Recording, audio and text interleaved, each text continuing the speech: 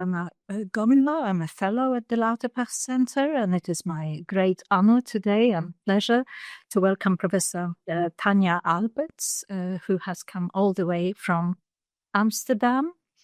Professor Aalberts is Professor of Law and Politics at the Department of Transnational Legal Studies in Amsterdam.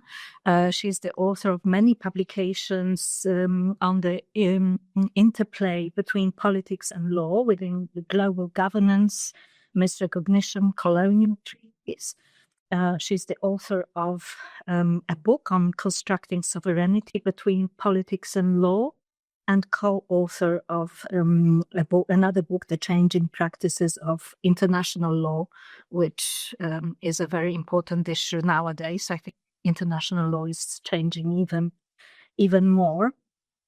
The topic of Professor Aalberts' lecture today will be rubber boats, transnational legal encounters in the Mediterranean. So the topic speaks for itself.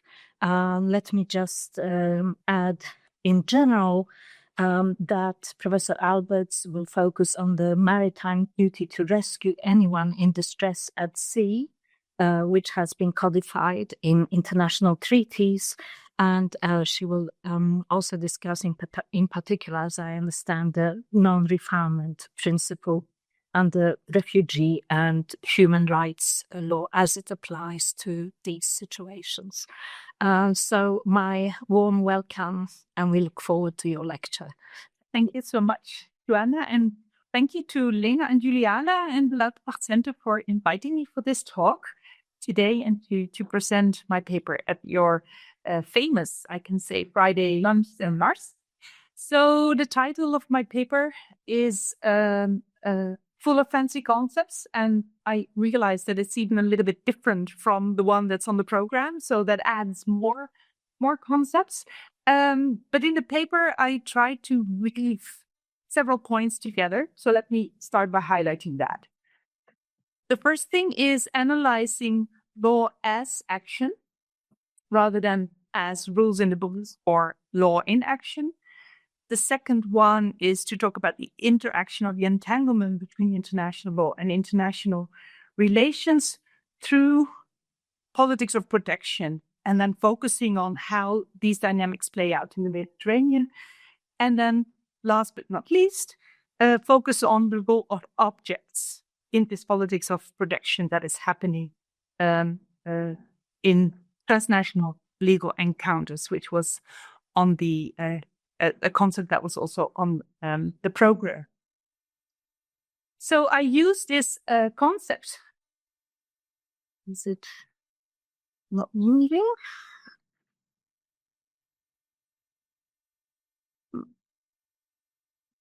Yeah, there we go.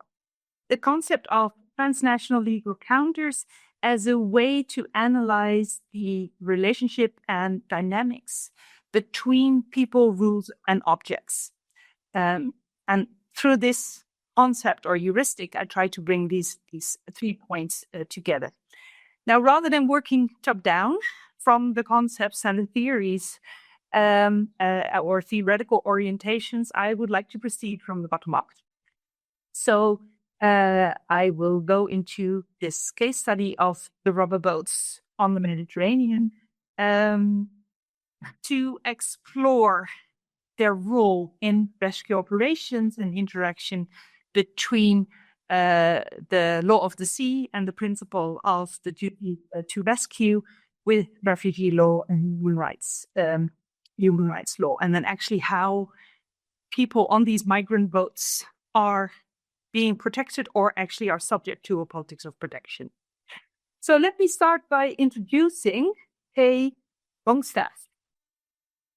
Kay Longstaff was a British tourist, and she was sailing on a Norwegian cruise ship, the Adriatic Sea, in 2017, I believe. The 20th of August, she fell off the ship around midnight.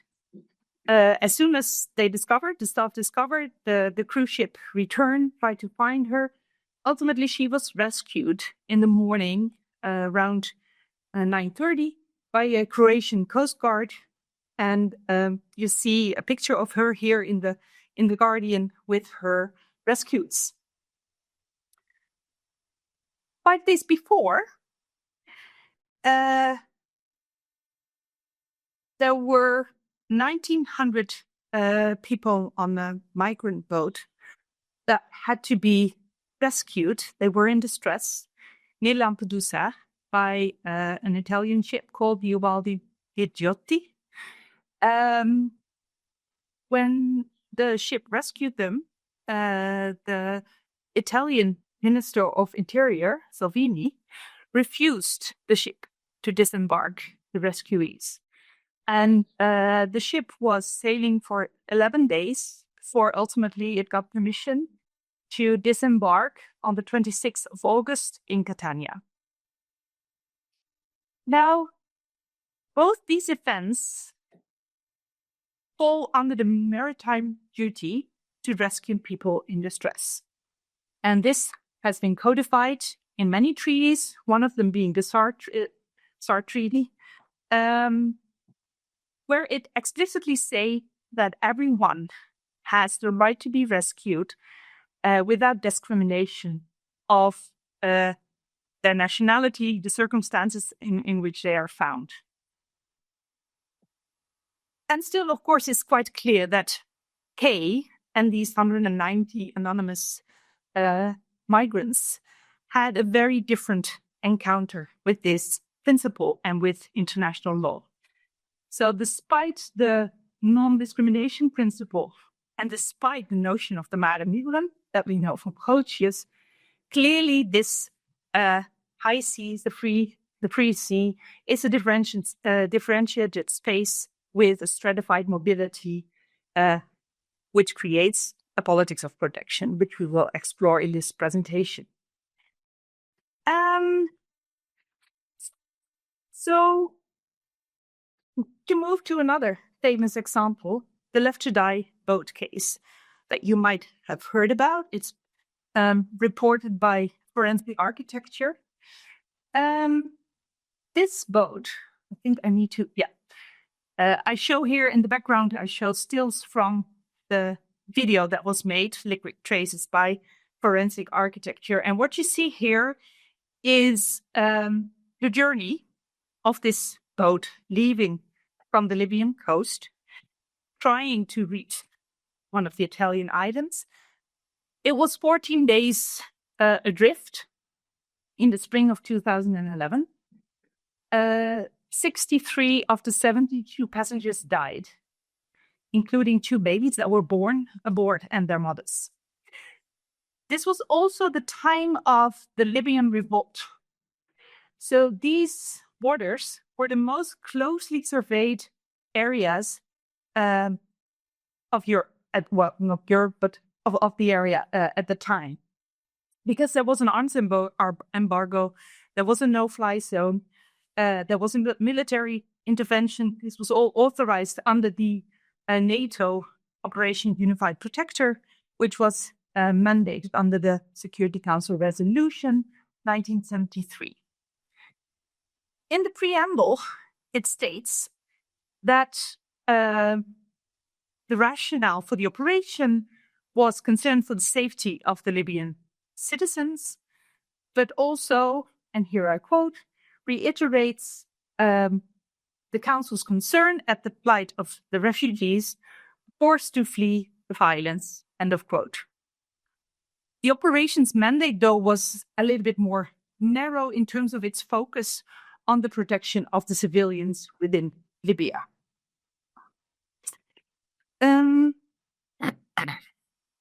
But here is a picture of what I was just saying, that this was the most closely surveyed waters in the world at this time, because these were all the ships that were taking care of enforcing the embargo.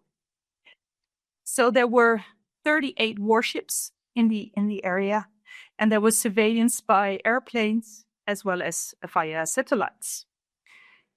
What Forensic Architecture did is that they used all this surveillance data to track which ships were near the Left to Die, or the boat that was later baptized the Left to Die boat, and must have seen it on its radars, and hence actually had the duty to come to their rescue, but ignored that.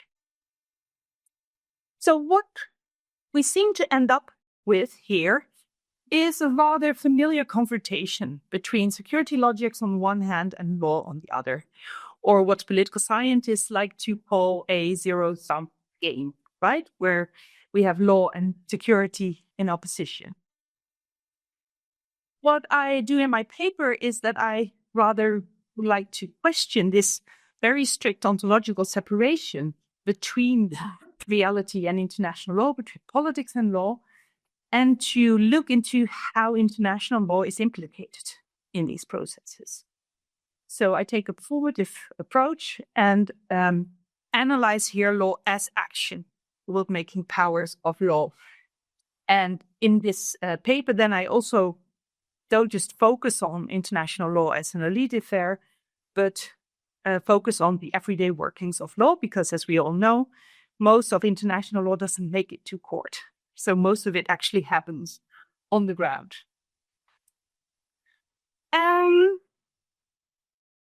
So here comes in the notion of transnational legal encounters. So let's very briefly explore that. So the idea is to explore the everyday life of law as a concrete encounter of people, rules, and objects. So here is from the Collins Dictionary, a description of what an encounter is. And from this, you can translate this into a lens where a transnational legal encounter offers a lens to investigate law as, on the one hand, a concrete event, a lived experience, which is relational. It always includes a meeting of two things or people. And it often involves a kind of a confrontation or a struggle. And this you can get from the Latin root of in contra, where there is some kind of struggle, confrontation. What transnational legal encounters, or looking at the workings of law through transnational legal encounters, also really gets us to the particular time and place of the encounter where law is operating. And we will see that in the case as well. So what this leads to is a dual understanding of law as both acting in and acting upon the world. So this is the performative approach. And this you might be familiar with from, for instance, Twill or Pahucha's work on international law as law of encounters.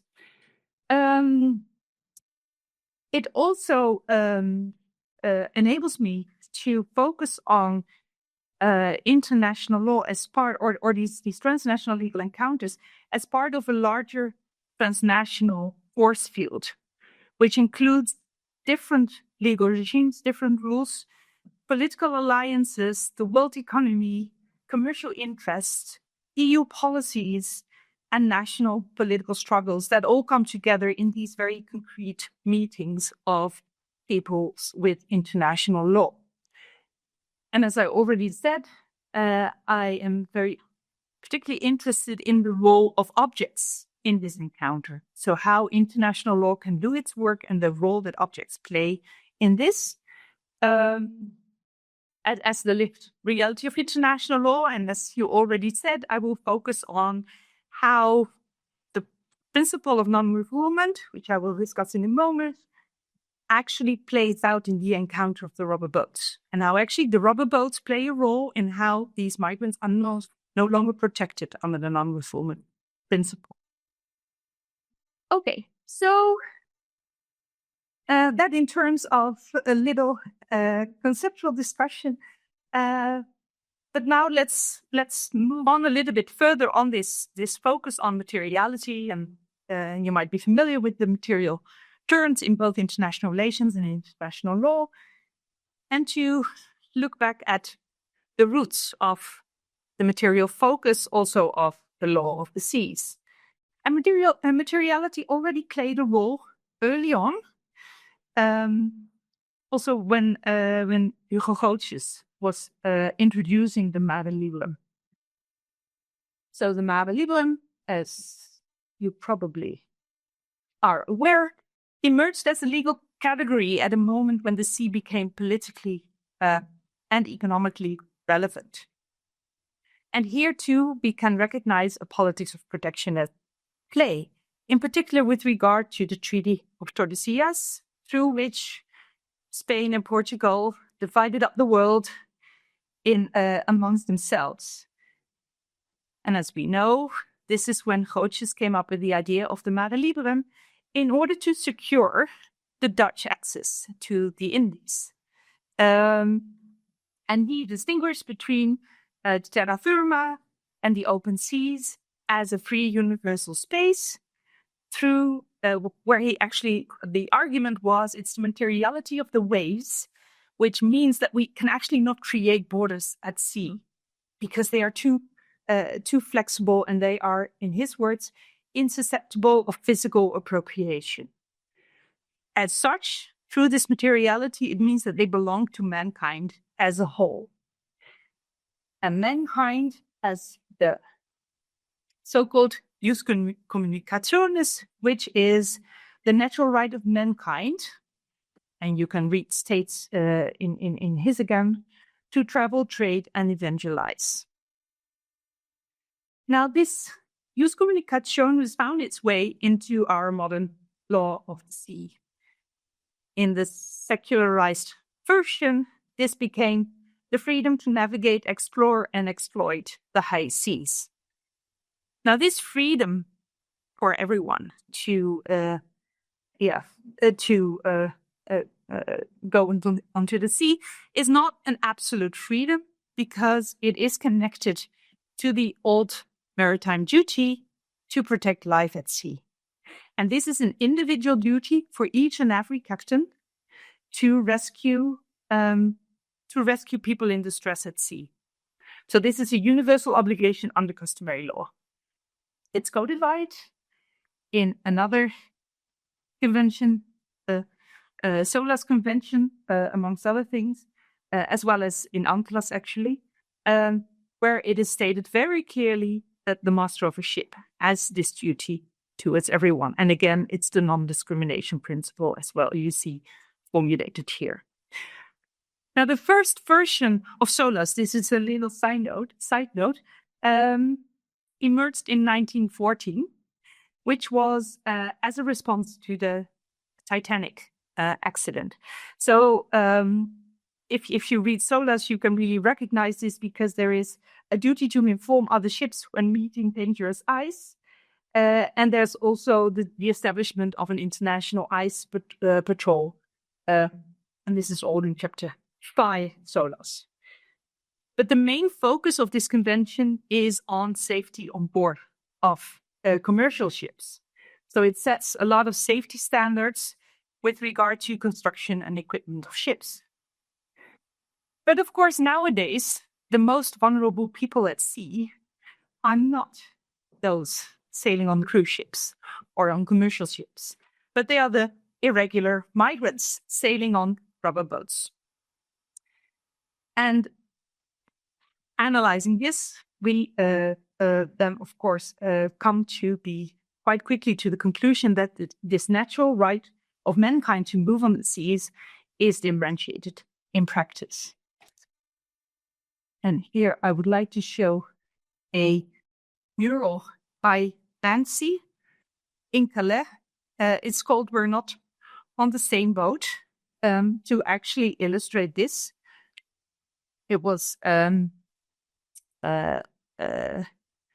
inspired by the Radeau de Medusa, the painting. And basically what you see here, it's not only the right to move on the high seas, but it's also the right to be rescued that is differentiated on the sea. Now, this again seems to end up in this clash between security and law that we earlier discussed. And it could remind us of what Michel Foucault said about security. about maximizing the movement of the positive elements while minimizing what is perceived to be risky and inconvenient. So again, it seems to be security versus law. But the main point is that it's not just the movement, but it's also this right to be rescued that seems to be differentiated. And the fact that some elements are considered risky and convenient is because of international law. It's because of international rules. So law actually is implicated in this in terms of who or what is considered to be risky. The fact that it's not just the right to move, but also the right to be rescued that is differentiated can be illustrated by another example of two coincidents, more recent ones that you probably will remember, the Titanic sub and all the operations that went on in order to try and rescue people on board of this submarine versus a migrant shipwreck that was actually happening at the very same time. And here is a cartoon on this. Okay, so as I said, it seems that again and again we end up with this clash between security and law, but actually it is the migrant boats that are too risky because of an intersection with another legal duty of care, namely the right to asylum and the principle of non-refoulement that you also already referred to. Very briefly, what is the principle of non-refoulement about? This is that you cannot send people back to a situation where their lives are at risk. I'm sure you are familiar with this. Now, what the point is that this is the clash, or this is the principle that makes these migrant boats risky. But not only that, it's also international law itself that provides captains and states with legal escapes to try and escape their duty to rescue.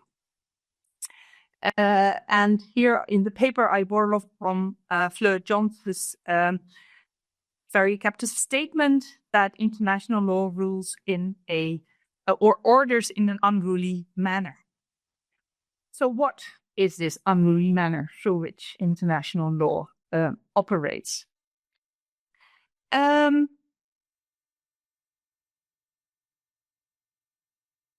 The point with the maritime duty to rescue is that it's a so-called imperfect duty.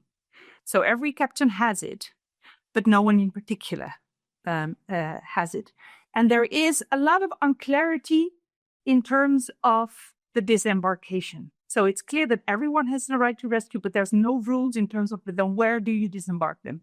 And there's different logics that you could come up with, right? One is, well, the nearest port or the next port of call, right? For commercial ships, that would cost them less if they can just continue their journey. You could also use the logic of the flag ship, under whose flag is the ship sailing. So then that's where the rescue is brought. So there was a lot of diplomatic standstills. There are a lot of diplomatic standstills because people, the states applying different logics or relying on different logics. And because of this unclarity, the International Maritime Organization decided to make amendments to the rules and to create more clarity in terms of the so-called SAR zones. SAR stands for search and rescue. So what we see is, in a sense, a territorialization of the sea through which there is more clarity about which states has the ultimate responsibility to coordinate the rescue operation. So that's very important. It's about ultimate responsibility to coordinate the rescue operations. And here you see that map. In a sense, you could say it reminds a little bit of the situation with Tordesillas, but whereas with Tordesillas, the attempt was to claim ownership over the sea. Here they use the borders in order to distribute responsibility. So it has nothing to do with ownership, but it actually has to do with sovereignty as a responsibility to rescue. So in principle, one would say, well, this provides for clarity and hence better protection for people in distress at sea. Similarly, to these amendments to the SAR regime, we have the famous Hirchi case in 2012 of the European Court of Human Rights that also seemed to improve the protection for the irregular migrants. This was a case in which Italy actually tried to mobilize the fragmentation of international law to escape their responsibility for people that were rescued. Basically, they were saying, so they rescued people and then they sent them to Libya. So the case was then about, were they allowed to send them to Libya, or were they then violating the principle of non-movement, because we knew about Libya and the slave markets and all of that. But Italy said, well, we were operating this case under the search and rescue regime. We were operating under the law of the sea. We were not operating under refugee law. This is separate, right? So because this was a rescue operation, we could disembark them wherever was convenient, and we did not have to deal with the non-refoulement principle because that's refugee law, and we were not in such an operation. The court did not accept this, and they said the non-refoulement principle applies as soon as the migrants come under the continuous and exclusive control of state authority, either at land or at sea.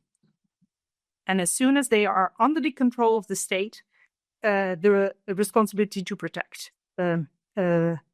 is, what do you call it?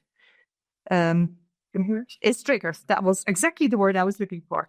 So basically what we have is that the court did not allow Italy to use this fragmentation of the sea, but actually show that this is an intersection and we have multiple layers of law that just build on each other. And the human rights also have extraterritorial scope, right? So you cannot say it's only when you enter the territory that you can actually file for asylum and the non-refoulement principle applies, but as soon as you come under the control, and of course, if you are rescued and you're on a boat, you're clearly under the control of the authority of that boat. So again, this intersection of these different regimes, or the fragmentation, actually seems to create better layers of protection for the refugees, right? Because Italy was not allowed to use it as a way to escape their responsibility. However, attempts to further legalize paradoxically creates opportunities to assume responsibility and increasing the politics of international law. This is actually something that the book that you refer to, The Changing Practices of International Law, that I edited with Thomas Gamont Hansen, we are exploring this paradox. So how more and more law is not reducing politics, which would be the zero-sum logic, but actually more and more law increases opportunities to escape responsibilities through law. So then law is actually part of this. Okay, so now let's look into more concretely into how this happens, this paradox. One of the ways in which this happens is that the universal duty to rescue people in distress at sea that every captain has, the old maritime principle, has turned into a particular obligation in practice. So whereas the SAR zones and the new rules regarding search and rescue try to create clarity, the way that it has been used in practice by states is that rather than saying, so it's still the individual responsibility of each captain, they now say, we're in the multi-SAR zone, Malta, it's your duty. This is not formally how it's arranged, but this is how it's being used in practice. Yeah. So the SAR zones then, the clarity that was created through the zones, now offer an opportunity for the states to actually look at the SAR state as having the primary responsibility. Say, well, it's up to you, right? We don't need to do this anymore. Moreover, when ships come across rubber boats, they often hand out some water and biscuits and maybe some fuel, which seems like a humanitarian thing to do. But what it does in practice is that it separates Part A of Article 89, which is about rendering assistance to people, from Part B, which is about rescuing people in distress. Moreover, practically, what this could mean is if you give people in a boat some fuel, they might make it to another SAR zone, and hence you can shift the responsibility to another state. So in that sense, you could say that water and fuel seem like humanitarian objects and related to fulfilling your obligation, your duty of care, your maritime duty of care, but actually they also turn into a way in which you can actually escape your responsibility, because you can facilitate that a boat actually reaches another SAR zone. In terms of these boats, these dinghies, they are generally fabricated in China, and they're transshipped to Libya via Malta and Turkey. And there has been research that shows that in between 2012 and 2016, there was for 1.3 million euros of imported dinghies, a total of more than 5,000 pieces. And they were sold on Alibaba as high-quality refugee boats. You cannot find this anymore. It has been taken down. I found some further advertisement that I put in the article, but they were sold as high-quality refugee boats. Now, what is important is that this practice of using rubber boats was actually increased or really emerged as a consequence of EU Operation Sophia. You might recall that the EU, at a certain point, that there used to be like ferry services, like big wooden boats, and the smugglers would basically have a ferry service back and forth between, for instance, Libya and Europe. But with Operation Sophia, the EU decided to destroy the wooden boats. So this was not very attractive anymore commercially. So this is when the smugglers decided to shift to rubber boats that they didn't need to use, that they only need to use once, and to make the migrants captain of their own ship, so to speak. Now, the effect of the rubber boats, of this change of practice, is that the migrants very often don't make it beyond the Libyan SAR zone. And if they don't make it to the Libyan SAR zone and they are rescued by the Libyan government can take them back to Libya.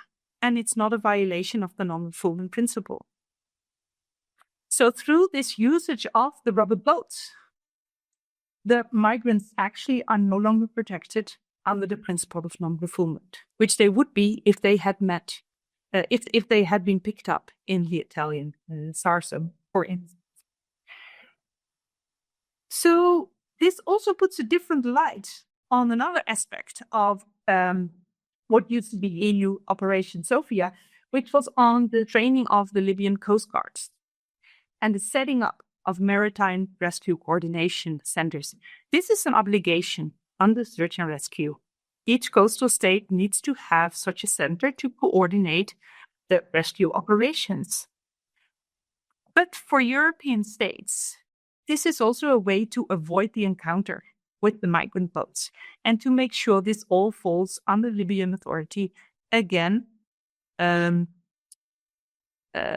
limiting or even limiting down to zero the protection under the non-refoulement principle for the migrants.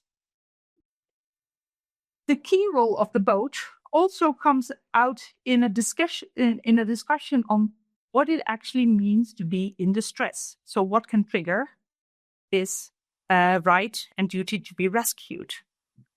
And I have a quote here from a senior officer of the Armed Forces of Malta. Distress is the imminent danger of loss of lives. So if they are sinking, it is distress. If the boat is not sinking, it's not in distress, even if it's 6 meters long and has 30 people on board. What this means is that the very moment, the very time of the encounter becomes very crucial, whether you can mobilize the right to be rescued. If it's not sinking at the very right moment, you cannot mobilize it, and the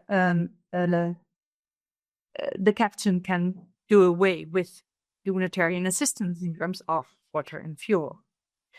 So the boat becomes a crucial object in this transnational legal encounter, and it might limit the possibilities for protection under international law itself. And there have been stories of migrants actually self-destroying their rubber boat just so that they could actually trigger the right to be rescued or the duty for the captain.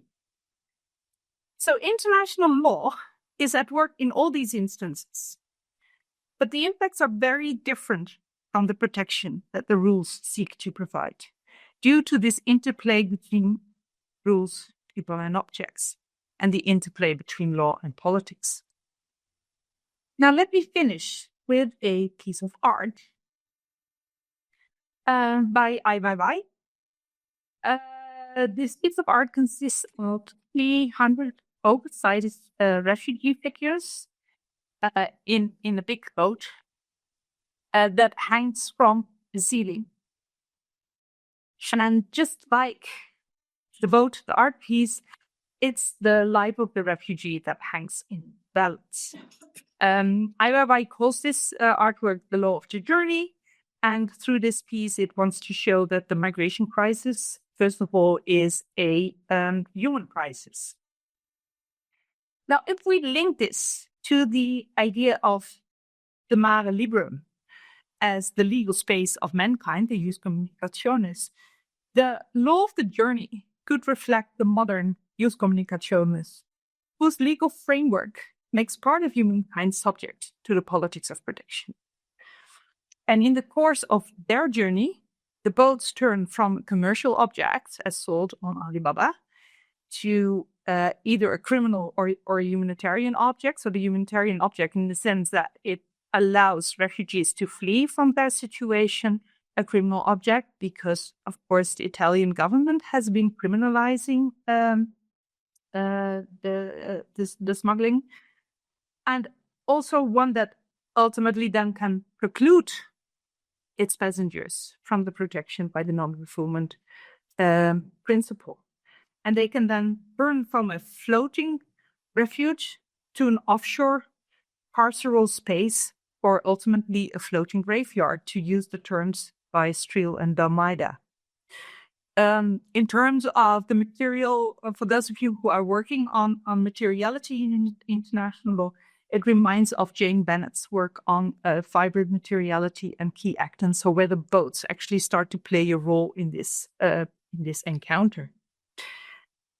When only after Ai finished his piece of art, he discovered that the rubber that he used for his artwork came from the same Chinese company that sold the rubber boats on Alibaba.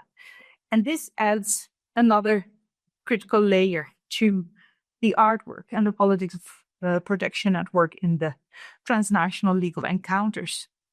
It ultimately reflects how the low quality of the rubber of the boats means that the boat people cannot be protected by the non-refoulement principle. Thank you.